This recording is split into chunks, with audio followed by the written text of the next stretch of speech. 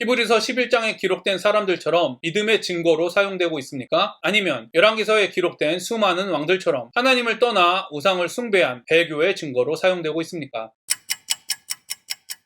안녕하세요. 바이블 TMI의 마카리오스입니다. 오늘 본문은 열왕기상 12장 12절부터 20절입니다. 오늘 말씀은 이스라엘이 두 개의 나라로 나뉘어지는 장면을 묘사하고 있습니다. 3일 만에 여로보암과 모든 백성이 르호보암에게 나와왔으니 이는 왕이 명령하여 이르기를 3일 만에 내게로 다시 오라 하였음이라. 왕이 포악한 말로 백성에게 대답할세 의인의 자문을 버리고 어린 사람들의 자문을 따라 그들에게 말하여 이르되 내 아버지는 너희의 멍에를 무겁게 하였으나 나는 너희의 멍에를 더욱 무겁게 할지라. 내 아버지는 채찍으로 너희를 징계하였으나 나는 정갈 채찍으로 너희를 징치하리라 하니라. 왕이 이같이 백성의 말을 듣지 아니하였으니 이 일은 여호와께로 말미암아 난 것이라. 여호와께서 전에 실로 사람 바이야로 느밧의 아들 여로보암에게 하신 말씀을 이루게 하심이더라. 르호보암의 선택은 백성의 말을 들어주지 않는 것이었습니다. 오늘 본문을 보고 많은 사람들이 지도자는 백성의 말을 잘 들어주어야 한다고 말하기도 합니다. 그러나 르호보암 왕의 시대에는